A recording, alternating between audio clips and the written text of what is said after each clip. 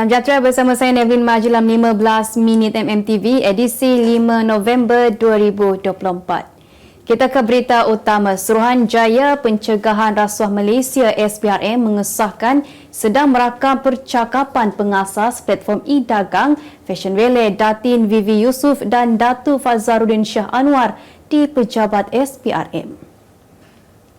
Ketua Pesuruhjaya SPRM Tan Sri Azam Baki memaklumkan pasangan itu dipanggil bagi membantu siasatan berhubung kerugian besar pelaburan dalam Fashion Valet Sdn Bhd membabitkan dana awam sebanyak 43.9 juta ringgit. Azam berkata dua individu berkenaan antara 6 individu yang dirakam percakapan susulan pegawai penyiasat menyerbu 4 lokasi termasuk sebuah kementerian semalam. Ini adalah susulan laporan kerugian pelaburan Dana Khazanah Nasional Berhad dan Permodalan Nasional Berhad PNB dalam Fashion Valet. Untuk rekod, semalam pegawai penyiasat SPRM telah menyerbu pejabat Fashion Valet serta Kementerian Kewangan MOF, Khazanah dan PNB dalam masa yang serentak. Siasatan awal, polis mendapati seorang rakyat Malaysia berusia 20 tahun yang berkhidmat sebagai tentera upahan di Ukraine mempunyai minat bermain permainan dalam talian berbentuk peperangan. Memiliki pendidikan A-level sebelum menyambung pelajaran di peringkat ijazah di sebuah kolej di Petaling Jaya, individu ini juga dikatakan cenderung untuk menjadi seorang tentera.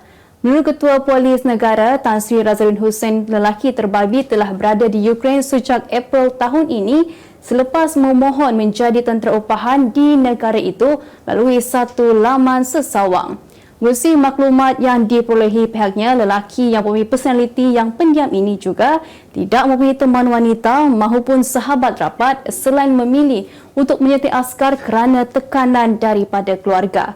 Beliau, gaji yang diterimanya juga bergantung kepada tahap bahaya di medan perang bermula dengan RM1,700 sehingga RM12,000 sebulan. Kementerian Pendidikan KPM mengadakan kerjasama dengan Polis Diraja Malaysia PDRM melalui Pegawai Perhubungan Sekolah PPS untuk menangani isu rokok elektronik atau vape dan rokok dalam kalangan pelajar sekolah. Timbalan Menteri Pendidikan Wong Kah Woo berkata setiap sekolah mempunyai seorang PPS yang sentiasa bersedia bekerjasama dengan pihak sekolah untuk menangani isu vape dan rokok. Menurut beliau, KPM terus komited dengan melaksanakan program dan aktiviti pendidikan pencegahan seperti program skim bencana anti dadah, program 5 minit anti rokok dan vape. Beliau berdemikian semasa waktu pertanyaan Menteri di Dewan Rakyat hari ini bagi menjawab soalan dari Ahli Parlimen Baling Hassan Saad yang memintanya menyatakan usaha KPM dalam menangani masalah ketagihan vape dan rokok dalam kalangan pelajar. Mengulas lanjut, Kah Woo berkata KPM dan Kementerian Kesihatan KKM turut mengadakan latihan khusus pengukuhan intervensi berhenti merokok dan vape dalam kalangan murid kepada guru bimbingan dan kaunseling serta guru pendidikan pencegahan dadah PPDA. Kenderaan berkuasa bahan api gas asli mampat NGV tidak lagi dibenar beroperasi di Malaysia mulai 1 Julai 2005 susulan keputusan Jemaah Menteri pada 2 Oktober lalu. Menteri Pengangkutan Anthony Loke Siu Fook berkata kenderaan NGV di negara ini terbagi kepada dua kategori iaitu kenderaan petrol yang diubah suai untuk menggunakan NGV dual fuel dan kenderaan import yang hanya menggunakan NGV monofuel. Selain itu, beliau berkata Petronas juga sudah menamatkan bekalan runcit NGV di seluruh negara sejak 1 Oktober 2024 dengan penutupan penuh dijadualkan menjelang suku kedua 2025. Jelaslah keputusan itu bertujuan mengutamakan keselamatan pengguna jalan raya dan mengurangkan risiko kecederaan atau kerosakan akibat penggunaan kenderaan NGV yang melebihi tempoh hayat tangki bahan api. Bagaimanapun sebagai langkah sokongan, Petronas NGV Sdn Bhd PNGV akan menyediakan program bantuan peralihan kenderaan NGV bagi pemilik yang terkesan. Buat pembaca yang meminati cerita seram, anda boleh dapatkan koleksi kisah seram terbitan Utusan Malaysia dan Kosmo dengan harga berpatutan iaitu RM25 senaskah. Untuk pembelian, anda boleh melayari laman web shop.mediamulia.com.my sekarang.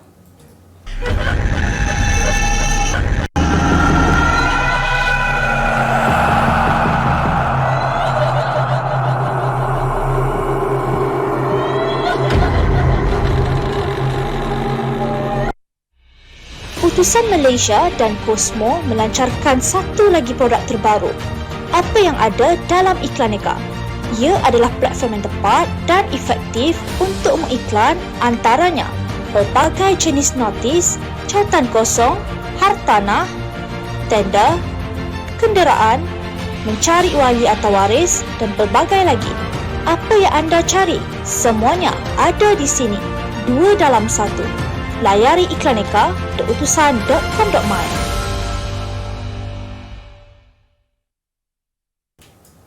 Pegawai Polis Deputi Superintendent Muhammad Nazri Abdul Razak telah mengekori pelajar Angkatan 5 Muhammad Zaharif Afendi Muhammad Zamri sebelum bertindak melanggar mangsa dengan kenderaan yang dipandu sangat laju.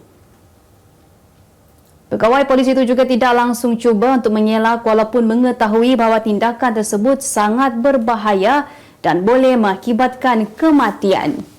Perkara tersebut dinyatakan oleh Timbalan Pendakwa Raya Afzal Nizam Abdul Aziz dalam ucapan pembukaannya di Mahkamah Ipoh pada awal prosiding perbicaraan kes bunuh membabitkan pegawai polis itu di hadapan Hakim Datuk Bhupindar Singh Gurcharan Singh Pret. Menurut Afzal Nizam, pendakwaan akan mengemukakan keterangan bahawa tertuduh yang memandu kereta Produk Ativa telah pergi ke Sekolah Menengah Kebangsaan SMK Taman Jati sebelum keluar semula dan mengekori mangsa yang menunggang motosikal jenis Yamaha 135LC. Muhammad Nazri, 45 tahun yang sebelum ini bertugas di Ibu Pejabat Polis Kontingen IPK Kedah, didakwa telah melakukan bunuh dengan menyebabkan kematian Muhammad Zaharif Afendi, 17 tahun pada 15 Disember 2023. Pertuduhan terhadap tertuduh dijalankan mengikut Seksyen 302 Kanun Kesiksaan yang boleh dihukum mati jika sabit kesalahan atau penjara sehingga 40 tahun dan jika tidak dihukum mati hendaklah dihukum sebat tidak kurang 12 sebatan. Menjelaskan pilihan untuk memfailkan rayuan di Mahkamah Tinggi sebagai usaha untuk membersihkan namanya. Menurut pendakwa selebriti Dai Said, sebagai seorang bapa, dia juga enggan melihat anaknya dibesarkan dalam keadaan trauma. Menjelaskan ini sebagai satu perjuangan untuk keluarga, namun ketika ini dia juga bersyukur untuk dikurniakan dengan seorang isteri yang cukup memahami dalam memberikan kekuatan kepada dirinya bagi mengharungi satu fasa yang cukup sukar. Sangat-sangat tough lah bagi saya lah. Saya buat benda ni pun bukan untuk diri saya sahaja. Sampai ke tahap Mahkamah Tinggi, saya lalui perkara ini untuk saya, juga keluarga saya, isteri saya dan untuk anak saya. Saya tak nak anak saya besar nanti dia membesar dalam keadaan orang panggil trauma ke sedih. Pada 30 Ogos lalu, Dai Said dijatuhi hukuman penjara 10 tahun dan 3 sebatan atas satu pertuduhan merogol seorang wanita pada 5 tahun lalu. Bagaimanapun setelah 21 hari berada di penjara Kajang, Dai Said dilepaskan oleh Mahkamah Tinggi pada 20 September sementara menunggu rayuan kesnya di Mahkamah Tinggi. Berita Dunia Rakyat Amerika Syarikat AS hari ini perlu melaksanakan tanggungjawab mengundi untuk memilih antara bekas Presiden Donald Trump atau naib Presiden Kamala Harris bagi menerajui negara itu bagi tempoh 2 tahun. Pilihan raya Presiden kali ini menyaksikan calon Parti Demokrat Kamala yang merupakan calon wanita pertama memimpin AS menentang Trump yang mewakili Parti Republikan dan beberapa calon kecil lain. Pengundi bukan sahaja menentukan siapa Presiden AS tetapi turut memilih pemenang 34 daripada 100 kerusi di Dewan Senat dan kesemua wakil rakyat yang akan menduduki 435 kerusi Dewan Perwakilan bagi tempoh berkenaan. Pemenang pilihan raya Presiden AS bakal ditentukan melalui undi elektoral yang mengawal sistem pemilihan berdasarkan undi popular di 50 buah negeri dan sebuah zon pentadbiran persekutuan daerah Colombia. Seorang gadis di Bandung, wilayah Jawa Barat mengalami detik cemas apabila ditinggalkan kesorangan di tengah hutan pada tengah malam oleh seorang lelaki yang baru dikenalinya. Dalam kejadian pada Khamis lalu, wanita yang hanya dikenali sebagai Dal itu membonceng motosikal lelaki yang baru dikenalinya menerusi laman temu janji online. Lelaki tersebut membawa Dal ke sebuah kawasan hutan pokok pen sebelum mengajaknya melakukan hubungan intim. Namun disebabkan menolak ajakan tersebut, Dal ditinggalkan di tengah hutan itu dalam keadaan gelap gelita. Bagaimanapun dia berjaya keluar dari kawasan hutan tersebut dan menghubungi polis. Ketua Polis Tempatan Inspektor Reza Aji Ibrahim berkata ketika ditemui wanita berusia 28 tahun itu sedang berjalan sendirian dalam keadaan takut dan kepenatan.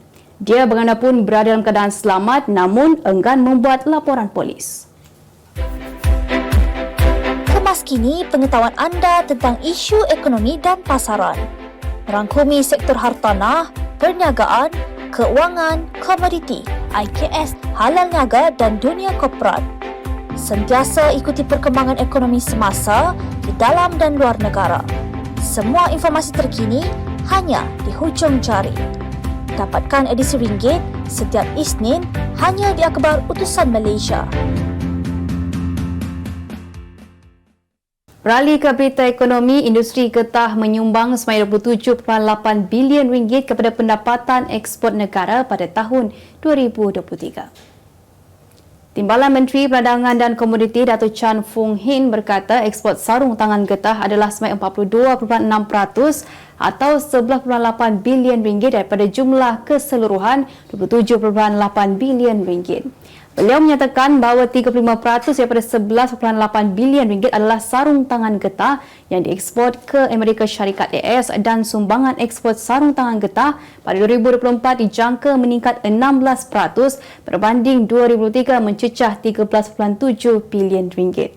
Ahli Parlimen Kuala Krau Kamal Ashari berkata ia mengambil kira kenaikan tarif sarung tangan buatan China oleh AS dengan tarif sebanyak 50% pada 2005 dan 100% pada 2026 untuk sarung tangan buatan getah China. Mengulas lanjut, Fung Hin berkata Kementerian Perdagangan dan Komoditi memandang positif akan kenaikan tarif sarung tangan buatan China oleh AS. Jelasnya kenaikan tersebut akan menyebabkan harga sarung tangan dari China meningkat di pasaran AS dan pada masa sama menjadikan sarung tangan dari Malaysia lebih berdaya saing.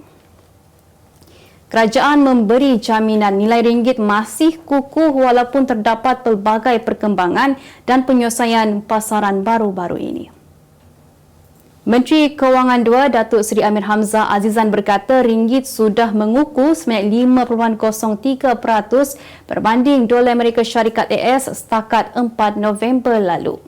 Pada masa sama, kata beliau, ringgit juga mengukuh berbanding mata wang negara serantau antaranya sebanyak 13.3% berbanding yen, won 12.2%, rupiah 7.5% dan 3.7% berbanding 4. Dari segi perkembangan global, perubahan jangkaan kadar dasar monetari yang lebih rendah di ekonomi utama global khususnya di AS telah menyumbang kepada pengukuhan ringgit. Beliau demikian di Dewan Rakyat hari ini bagi menjawab soalan daripada Ahli Parlimen Bagan Lim Guan Eng yang memintanya menyatakan prestasi tahun ini nilai mata wang ringgit berbanding dengan dolar AS dan mata wang asing negara lain.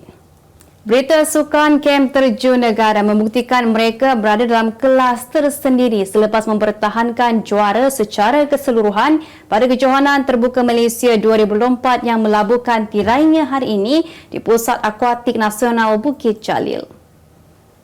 Malaysia berhasil mengutip 7 pingat emas dan 3 perak dalam 10 acara yang dipertandingkan pada kejohanan edisi kedua terbabit. Kem terjun negara berjaya mengungguli 7 acara menerusi Ratu Terjun Negara, Datu Pandalela Rinong dalam acara berpasukan campuran dan 10 meter platform wanita. Jelson Jabilin, Bertrand Rodick Lyses 10 meter platform seirama lelaki, Pandalela Enric McCartney Harrell 10 meter platform seirama campuran, Jelson 10 meter platform lelaki, Nur Dabita Sabri Ong Kering 3 meter papan anjal seirama wanita, serta Dabita Gabriel Gilbert Daim dalam acara 3 meter papan anjal seirama campuran. Pingat perak pula berhasil dituai oleh penerjun senior negara Muhammad Syafiq Putih menerusi acara 3 meter papan anjal lelaki serta bersama Hanis Nazirul Jaya Syurya dalam acara 3 meter papan anjal seirama lelaki dan Enric 10 meter platform lelaki. Pengendali Johor Darul Ta'zim JDT Hector Bidok Leo tidak melihat kehadiran bekas Ketua Jurulatih Harimau Malaya Kim Panggon mengundang resah menentang Ulsan HDFC pada aksi Liga Juara-Juara Asia Elite ASCLE di Stadium Sultan Ibrahim malam ini. Bagaimanapun, Bidok Leo mengakui gergasi Korea Selatan itu adalah pasukan yang tidak kurang hebatnya setelah berjaya menjuarai takhta Liga K1 baru-baru ini. Pengendali berusia 56 tahun itu berkata Harimau Selatan telah membuat persiapan rapi menjelang pertemuan itu untuk memastikan 3 mata berada dalam genggaman mereka. JDT ketika ini menghuni kedudukan kelima kumpulan A SCLE setelah mengutip 4 mata daripada 3 perlawanan. Pengendali kelahiran Argentina itu berkata SCLE merupakan pentas untuk JDT menunjukkan potensi mereka berdepan kelab-kelab ternama dari benua Asia.